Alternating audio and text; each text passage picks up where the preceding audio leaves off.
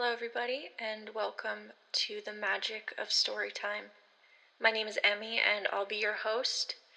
This time around, we're going to be reading Fairest of All, A Tale of the Wicked Queen by Serena Valentino. Chapter 1: Rose Petals, Kisses, and Cake. The apple blossom tree in the castle courtyard bloomed with the lightest of pink petals and sparkled with shimmering silver baubles, reflecting the sun brilliantly. Garlands of wisteria and gardenia were draped over the stone well at the foot of the castle's grand staircase, which was strewn with pink and red rose petals. 100 attendants, fitted in the finest garments of deep blue edged in silver trim, stood along the castle's main gate, ready to greet the royal wedding guests who were now starting to pour into the courtyard. It seemed the entire world was now assembled by the old well, waiting to see the king's beautiful new bride, a distinguished beauty who seemed to magically appear from legend and myth, the beautiful daughter of the renowned maker of mirrors. The courtyard was bursting with royalty from neighboring kingdoms, all waiting for the wedding to commence. The queen stood alone in her chamber, staring at her reflection in the mirror, which looked back at her rather nervously.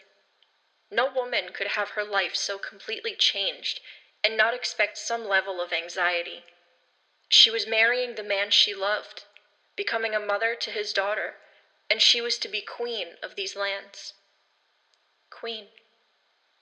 She could be happy, but something about the mirror she was holding filled her with a horrid sense of dread that she could not account for. Verona, the queen's lady-in-waiting, cleared her throat to announce her presence and then rushed into the chamber. Verona's bright eyes, the color of the sky, beamed with happiness. The lady glowed with a light that seemed to come straight from her core, illuminating her fair skin and glinting off her milk and honey hair. The queen smiled weakly as Verona embraced her. The queen had never been surrounded by such beauty, nor had she known happiness. Not until she came to this court. And now, here was a woman she loved as a sister. Snow White followed Verona into the queen's chambers. She was a lovely little creature of 3 or 4, with a joyous bounce in her step and an inextinguishable sparkle of happiness twinkling in her eyes. Her skin was fairer than a virgin snowfall, her tiny, pouty lips redder than the deepest ruby, with hair as black as a raven's feathers. She was like a delicate porcelain doll come to life, especially this day in her little red silk velvet dress. Verona held Snow by her tiny hand, hoping it would discourage the little girl from fidgeting with the beading on her delicate dress. "Snow, my dear, stop pulling at your beads. You'll ruin your dress before the wedding even commences." The queen smiled and said, "Hello, my pretty little bird of a girl. You look lovely today." Snow blushed and hid behind Verona's skirts, peeking at her stepmother. "Doesn't your new mother look lovely today, Snow?" Verona said. Snow nodded her head. "Then tell her, dear," coaxed Verona as she bent down, smiling at the coy little girl. "You look very pretty too, Mamma," said Snow, melting the queen's heart. The queen opened her arms to the child, and with Verona's gentle encouragement, Snow moved forward to accept the queen's embrace. Snow was a little bird of a girl, such a lovely creature. It tugged at her stepmother's heart, as if the child's beauty hurt her deeply. As she took Snow into her arms, she was filled with a love she had never known. She thought the weight of that love might cause her heart to burst, and in a secret place buried deep within her heart, she wished somehow she could absorb the beauty of this child, so she herself would truly be beautiful. "You do look quite striking, my queen," Verona said, smiling knowingly as if she had seen into the queen's insecure heart. The queen again examined herself in the mirror, and she saw something of her mother looking back at her. She remembered back to the day the king had remarked on their resemblance. Perhaps he was right. It was possible that she did look like her mother, but she had never seen it before now, standing there in the same wedding gown her mother had worn on her own wedding day. The dress was of the deepest red, and somehow the years had done nothing to mute its brilliance. It was embroidered with a lavish pattern of blackbirds and bejeweled with smoky black crystals that sparkled in the light. The queen's heart leapt, then quickly sank. How wonderful it would have been to have her mother with her here today.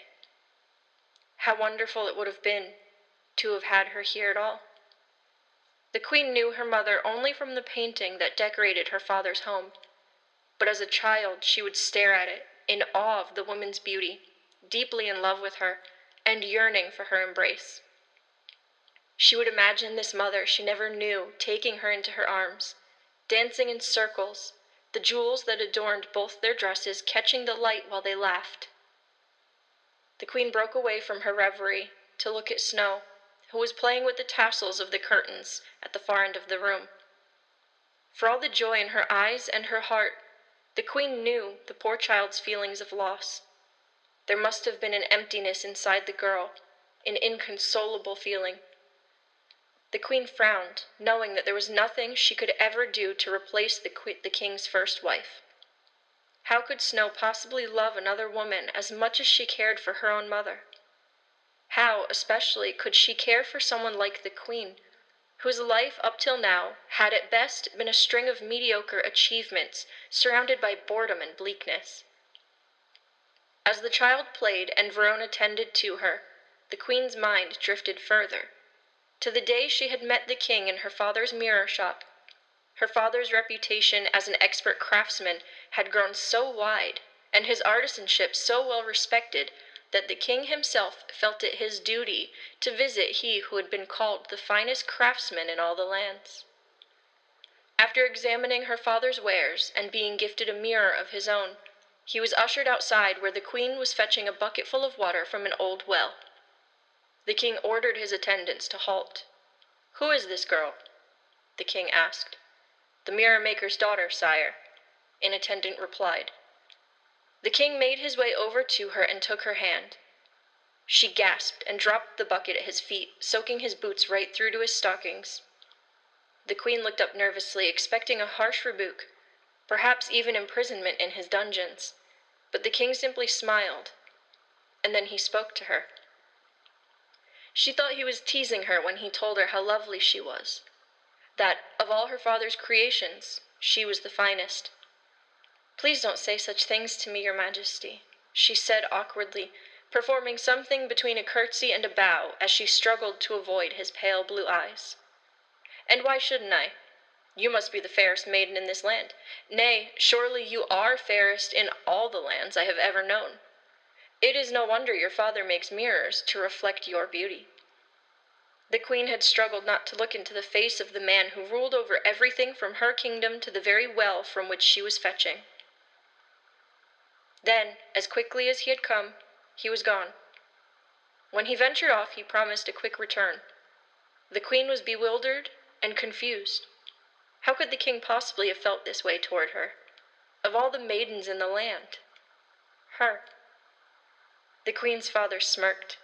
"Clearly you've bewitched him, daughter," he said as the queen watched the king's convoy ride off, disappearing as it dipped below a hill, only to re-emerge on the next incline, seemingly smaller and certainly farther away.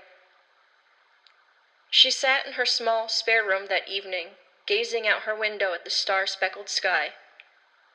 Could the king be thinking of her this night? She mused as she gazed at the stars, imagining her mother looking over her, flying through the darkness, the jewels of her dress sparkling, camouflaging her among the blanket of celestial lights that twinkled in the night sky. She imagined that she was flying alongside her mother, gazing at dying suns and seeing others burst to life. She was surrounded by luminescent stardust, floating in darkness dotted with brilliant iridescence. It was the memory of the king that brought her back to her humble room. She was sure he wouldn't come back for her. Soon after the king's departure, the queen suffered a new loss, her father. In the days following her father's death, her own life was infused with light. It was as though in leaving this world, he brought all darkness with him, and left her in a place where she might be able to find, if not love and happiness, at least something more than she had had up till now. On the day her father died, before word had traveled to the king or anyone else in the land, the queen brought every one of his mirrors out into the light. She hung the smaller ones from a giant maple tree on their grounds. It was remarkable. The mirrors swayed in the breeze, catching the sunlight and reflecting it in the most magnificent and unusual ways. Rays and beams of light danced upon the maple leaves. Reflections, like tiny playful sprites, dotted the house and the grounds. Soon, travelers from far and wide came to see the beautiful tribute she was making to her father, including the king. "Your eyes are sparkling brilliantly in the light reflected from your father's mirrors," said the king, standing under the dazzling sun. The bright light was shining into her dark eyes, turning them a light caramel color. The king told her she was enchanting. A terror seized her. Enchanting. What if her beauty were just that, as her father had claimed, an enchantment? Should she deceive such a kind, loving man, or was it possible that she really possessed some kind of beauty? The king made his way inside her house, and unsure of what to do, she followed him. "Is this a portrait of you?" the king asked, looking at the only decoration in the living space of the tiny home. "That was my mother, sire. I never knew her. The resemblance is uncanny. I wish I were as beautiful as she was. You look almost exactly like her. You must see it." The queen just looked at the portrait in wonderment, wishing his words were sincere, but unable to take them as anything but flattery from someone who must have needed something from her. Her father's estate, perhaps? The remaining mirrors? Whatever it was that the king wanted, it could not have been her. But over time and many visits, it seemed that she was all that the king wanted. Her life began to seem like a dream, light, ethereal, and breathtaking. The king's people embraced her. Around fires to the melody of a minstrel's harp, the entire kingdom, and even beyond, sang of the beautiful daughter of the renowned maker of mirrors who had stolen the heart of the king. Verona interrupted the queen's thoughts, bringing her back to the present. The court, in fact, the kingdom, is filled with throngs wishing to glimpse their new queen. We had best make our way. The queen smiled. "And what a fine trio we will make walking in procession," she remarked as she took Verona and Snow by the hands and proceeded to the wedding celebration. Verona had not exaggerated. Huge crowds were gathered outside, and the queen could see this through the small windows that dotted the wall as she descended the spiral stairway. Among the crowd, the queen recognized the king's most beloved uncle, Marcus, who caught a glimpse of her through the window and smiled. He was a large man, unkempt and jolly-looking. The queen remembered that his wife, Vivian, had recently fallen ill, and yet he was here for his nephew. He was standing with his dear friend, the court's huntsman, who was a handsome man, well-built, with dark eyes, hair, and beard. There were kings and consorts from far and wide, and the king's 3 strange cousins who dressed oddly and stuck closely together. They smiled in unison and tilted their heads thoughtfully as one. The queen observed their weird behavior as she passed by another window, this one shaped like a huge letter X. The entire castle was warmly lit with candlelight, glowing and ethereal, conjuring images of the queen's favorite holiday, the winter solstice. There were so many candles lit that the room felt hot. Too hot. The queen's face flushed and her head spun. Her heart pounded as she walked down the aisle toward her king. He waited by the old well, which he had ordered moved from the mirror maker's home to the castle courtyard so that he might always be reminded of where he first saw the queen. With Verona's help, the queen steadied herself and focused her attention on her king, who was smiling brilliantly. He was beautiful, but even more so in his formal attire, with his dark hair and pale eyes. His glistening sword hung at his side, and his tall boots shined in the candlelight. The queen felt as if she were floating in a dream. Women with faces painted white as sheets and cheeks and lips the colors of red roses were peering at her as she glided past them. She attempted not to read the looks on their faces, instead focusing her gaze on her bridegroom. But surely they were smiling condescendingly at her as she passed, some of them with little bundles of jasmine in their hands, the scent intoxicating and slightly overwhelming. Not only would they be jealous of her marriage, but they would also think, why her? Of all the ladies in the kingdom, why this peasant girl? There would be whispers accusing her of enchantment, and evil eyes cursing her. She finally reached the king, who stood by the well, and he took her by the hand. Perhaps he sensed her dizziness and her buckling knees, but her heart finally slowed its pounding when she locked eyes with him. The ceremony began. Verona and Snow stood off to the side. The officiant stepped forward.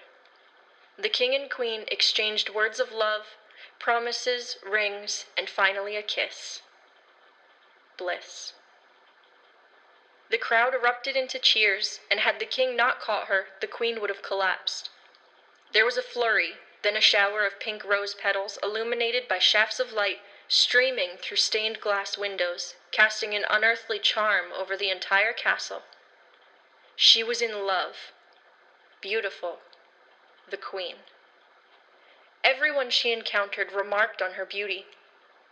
She tried not to let their compliments confound her, but when she thought of it, it made her already dizzied head swim. The day whirled by in a pink haze. Her hand must have been kissed 1,000 times, and she never danced so much in her entire life, not even as a child with her nanny. Oh, Nanny. How she wished she were here to see her on this day. She remembered something Nanny had told her in her father's kitchen one sun-drenched morning while eating strawberries and cream. You are beautiful, my dear, truly. Do not ever forget that, even if I am not here to remind you. Not here? But where would you go? To dance with your mother in the heavens, dear.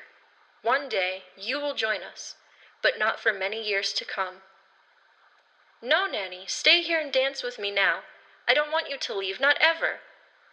And so they danced, spinning in circles, laughing, and enjoying the sun streaming through the windows. That was one of the many ways Nanny would cheer her spirits: strawberries, cream, and dance. She must do that with Snow soon. The thought of it made her feel light and protected. She would be happy with the king and his beautiful, delicate little flower of a girl. She would make the child her own daughter and love her. She would tell her how beautiful she was every day of her life, and they would dance together and laugh like mother and daughter. They would be mother and daughter. She walked to the edge of the ballroom floor where Snow and Verona were standing as they watched all the lords and ladies dance in circles, like blossoms floating on a lovely summer's breeze. The queen scooped the child up, took her into her arms, and brought her into the colorful swirl of ladies' dresses. She danced with the girl, pressing her tightly against her chest, feeling that surge of love again as they danced in what seemed to be a living garden of color and sound. The king joined them, and the new family laughed until the early morning hours, long after the final guests had departed or retired to their rooms within the castle. Exhausted and giddy after many hours of feasting and dance, the king and queen took their sleeping girl to her bedchamber. "Good night, little bird," said the queen as she kissed Snow. The girl's cheek felt as soft as silk on the queen's lips. She left the child to her dreams. She was sure they were filled with lovely ladies, spinning in circles, and colorful dresses and banners swirling all around her. The king took his new wife by the hand and led her to their chamber. The sun, now coming through their curtains, was casting an otherworldly glow. They stood there for a moment looking at each other. Bliss. "I see you've opened my gift," the king said, looking at the mirror. The mirror was oval-shaped and beautifully ornate, gilded with serpentine designs around the perimeter and crowned with an engraving of a headpiece, fit for a queen. It was nearly perfect, but something about it made her feel that same uneasiness that had shaken her before the ceremony. Her chest tightened and the room suddenly felt oppressively confining. "What is the matter, my love?" the king asked. The queen moved to speak, but she could not. "You don't like it?" he asked, looking crestfallen. "No, my love, I'm just tired, so tired," she finally muttered, but she couldn't take her eyes off of the mirror. The king took her by the shoulders and drew her close to him, kissing her. "Of course you're exhausted, my love. It's been a terribly long day." She returned his kiss, attempting to banish all fear from her heart. She was in love, bliss, and she would allow nothing to ruin this day. That's it for Chapter 2. I hope you guys enjoyed, and I hope I'll be seeing you back next week for Chapter 2.